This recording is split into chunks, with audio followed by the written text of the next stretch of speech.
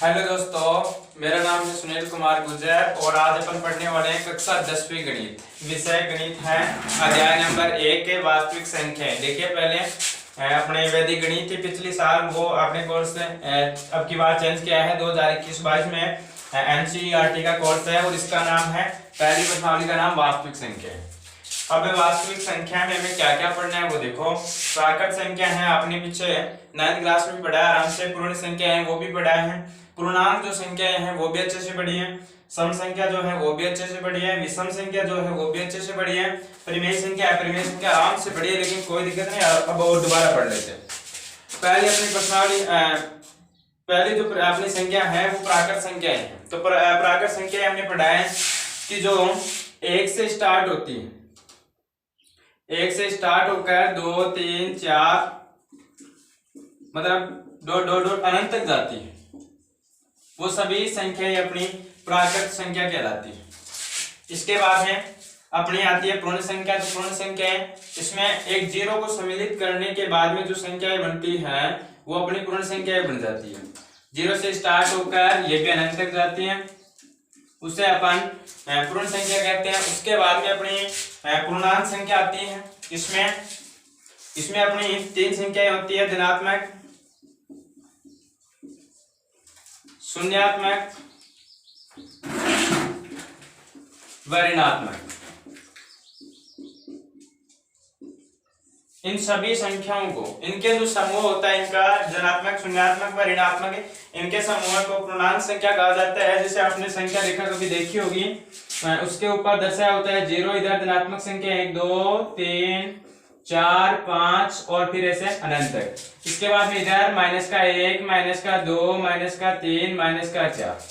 देखिए ये वाली जो है जीरो है उसे शून्यात्मक बोला जाता है। उसके बाद में 1 2 3 4 ये प्लस में आ गई, मतलब इससे धनात्मक संख्या बोली जाती है। और ये माइनस वाली बच गई, ये ऋणात्मक संख्या कहलाती है। तो ये अपनी धनात्मक, शून्यात्मक व जो ऋणात्मक संख्याएं हैं वो पूर्णांक संख्याएं हैं। हमने अभी देखा था प्राकृत संख्याएं, पूर्ण संख्याएं और पूर्णांक संख्याएं। देखो इनमें हमसे पूछ सकता है कि क्या सभी पूर्ण संख्याएं प्राकृत संख्या है? तो अपन कहेंगे कि हाँ। क्यों?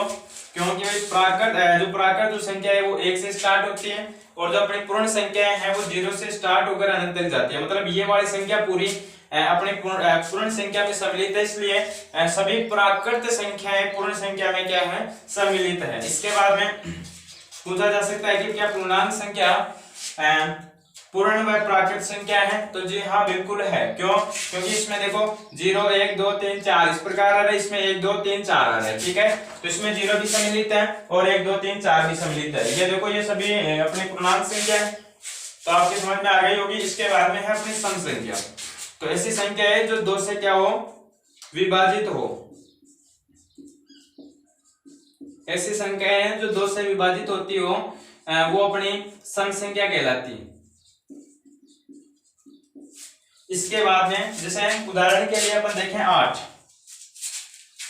तो 8 एक सम संख्या है। कैसे? तो 2 से अपन विभाजित करेंगे, जा रहे बार क्या आ गया, 0 आ गया, मतलब बराबर हो रही कितनी बार, 4 बार विभाजित हो रही है।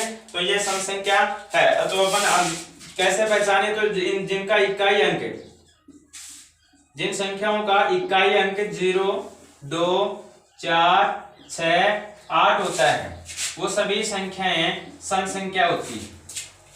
ठीक है, समझ में आ गया। जैसे मैं और संख्याओं के बारे में लिखूं तो 68 92 16 लिखा मैंने, तो अपन कह सकते हैं कि ये सम संख्या है। क्यों? तो इसके अपन हमने देखा कि 6 जो इकाई का अंक है वो 6 है, और इसमें देखा था कि जिनका इकाई अंक 0 2 4 6 4 है और 8 होता है, वो कौन सी संख्या है, सम संख्या कहलाती है। इसके बाद में अपनी विषम संख्या आती है। तो विषम संख्या किसे कहते हैं? जो ऐसी संख्या है जो 2 से विभाजित नहीं होती हो, विभाजित नहीं होती हो, उसे अपन विषम संख्या कहते हैं। अब इसके बाद में अगर अपन और जानना चाहें तो इसका भी इकाई अंक क्या हो, कि ताकि अपन देखते हैं, अपन पहचान जाए कि विषम संख्या है या नहीं। तो इनका इकाई अंक होना चाहिए 1 3 5, 7 और 9 होना चाहिए। यदि इकाई अंक 1, 3, 5, 7, 9 है, यदि इकाई अंक तो वो कौन सी संख्या कहलाएगी? अपनी विषम संख्या कहलाएगी। जैसे मैंने लिखा 6, 16, 7, 6, 9, 16,769 लिख दिया। इसमें हमने देखा कि 9 इसमें क्या है? 9 है, 9 आ रहा है, तो ये कौन सी है? विषम संख्या। और हमने लिखा कि इनका इकाई अंक कैसा होना चाहिए? 1, 3, 5, 7, 9 होना चाहिए। ठीक है। इसके बाद में अपन देखते हैं परिमेय संख्या। ये समझ में आ गया होगा। इसके बाद में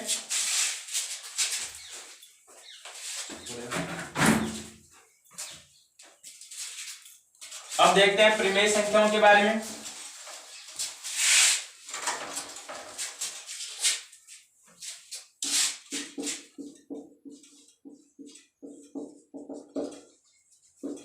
आपने परिमेय संख्या के बारे में पढ़ा होगा कि परिमेय संख्या किसे कहा जाता है? तो जिन संख्याओं को मैं यहां लिख देता हूं, जिन संख्याओं को P/Q के रूप में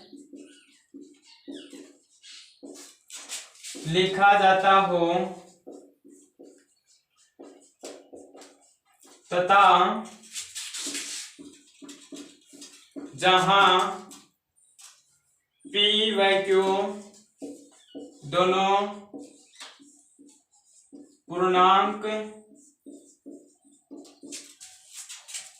पूर्णांक हो तथा Q बराबर 0 नहीं होना चाहिए। ठीक है। मतलब जिन संख्याओं को P/Q के रूप में लिखा जाता हो तथा P व Q दोनों कैसे होने चाहिए? पूर्णांक होने चाहिए और Q बराबर 0 नहीं होना चाहिए। उन संख्याओं को परिमेय संख्या कहते हैं। अब जैसे मैंने लिखा दो परिमेय संख्याएं हैं? तो हाँ है। क्यों? क्योंकि अपन 2 के नीचे 1 लगा सकते हैं। ठीक है। यदि हमने लिखा कि 0/5 एक परिमेय संख्या है तो अपन कह सकते हैं कि हाँ। क्यों? हमने तो लिखा था कि Q बराबर 0 नहीं आना चाहिए, लेकिन यहाँ पर देखो P का मान 0, तो P का मान 0 है तो ये क्या है? अपनी परिमेय संख्या हो जाएगी। इसके बाद में मैंने लिख दिया 5/0, इसका आंसर तो देखो 0 आ जाएगा। अब इसका 5 मैंने 0 लिखा तो ये गणित में अपरिभाषित है। ठीक है। इसके बाद में अब हम देखते हैं परिमेय संख्याएं। तो अपरिमेय संख्याएं इधर देख लेते हैं। अपरिमेय संख्याएं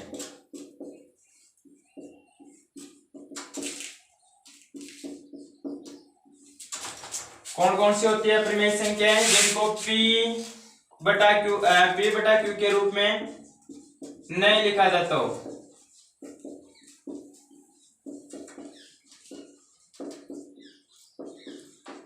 उन्हें अपन अपरिमेय संख्याएं कहते हैं। यदि और अपन बात करना चाहिए कि भाई अपरिमेय संख्याएं कौन सी होती है, तो सभी रूट वाली जो संख्याएं होती है वो सभी इसमें अपरिमेय में आएंगी। अपरिमेय में सभी रूट वाली नहीं, बल्कि जिनका रूट न निकले वही संख्या एक अपरिमेय संख्या कहलाएगी। और यदि अपरिमेय संख्या की बात करें तो पाई एक अपरिमेय संख्या है। यदि पाई का मान 22/7 है तो वह संख्या एक अपरिमेय संख्या न होकर कौन सी संख्या होगी? परिमेय संख्या होगी। ध्यान रखना इस बात का कि यदि पाई का मान 22/7 दिया हुआ है तो वो संख्याएं अपरिमेय संख्याएं न होकर कौन सी होगी? परिमेय संख्या होगी। ठीक है। और अपन जान लेते हैं कि परिमेय संख्याएं फिर कौन कौन सी होती है। तो परिमेय संख्याएं सभी प्राकृत, पूर्ण व पूर्णांक, या अपन कह सकते हैं कि सभी पूर्णांक संख्याएं परिमेय संख्या है, या फिर अपन कह सकते हैं कि सभी भिन्न जो है वो एक परिमेय संख्याएं हैं, या फिर अपन कह सकते हैं कि जो दशमलव है सभी दशमलव भिन्न वो भी एक अपनी परिमेय संख्या कहलाती है। ठीक है। तो मैंने ये बताया इतना। परिमेय संख्या, अपरिमेय संख्या के बारे में, ठीक है। अगले वीडियो में अपन कक्षा 10वीं का क्वेश्चन नंबर 1 देखेंगे, उसके बारे में बाद में बताएंगे। ये पहले बेसिक था इसलिए मैंने पढ़ाया। और आपको यदि अच्छा लगे तो वीडियो को लाइक, सब्सक्राइब और कमेंट करना और बेल आइकन दबा लेना ताकि आपको अगला वीडियो जल्दी मिल जाए, ठीक है।